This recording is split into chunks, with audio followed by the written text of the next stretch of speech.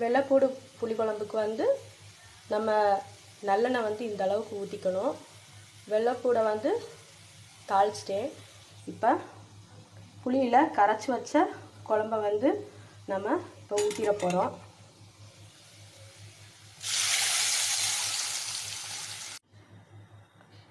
ஓமப்பொடியையும் வெள்ளைப்பூடையும் வந்து மிக்ஸி ஜாரில் அரைச்சி வச்சுருக்கேன். அதையும் வந்து குழம்புல ஊற்றிடுவோம். பாருங்கள், ஊற்றுறேன். பாருங்கள் ஃப்ரெண்ட்ஸ், குழம்பு வந்து நல்லா கொதிக்க ஆரம்பிச்சிருச்சு. குழம்பு ரெடி ஆயிடுச்சுன்னா எண்ணெய் எல்லாம் மேல் எழும்பி வந்துடும். இந்த குழம்பு வந்து நல்லா கெட்டியாக இருக்கணும், அப்போ தான் ரொம்ப நல்லாயிருக்கும்.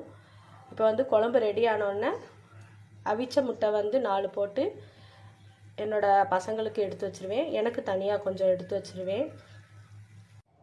அப்படியே வாசம் வந்து ஆளை தூக்குது ஃப்ரெண்ட்ஸ் இந்த குழம்பு. இது வந்து ஒரு மருந்து குழம்பு. இதை வந்து நீங்கள் செஞ்சு சாப்பிட்டீங்கன்னா உடம்புக்கு வந்து ரொம்ப நல்லது. வாரத்துக்கு ஒரு தடவை வந்து இந்த மாதிரி ஓமப்பொடியையும் வெள்ளைப்பொடியையும் சேர்த்து நம்ம இந்த குழம்பு செஞ்சோம்னா உடம்புக்கு ரொம்ப நல்லது.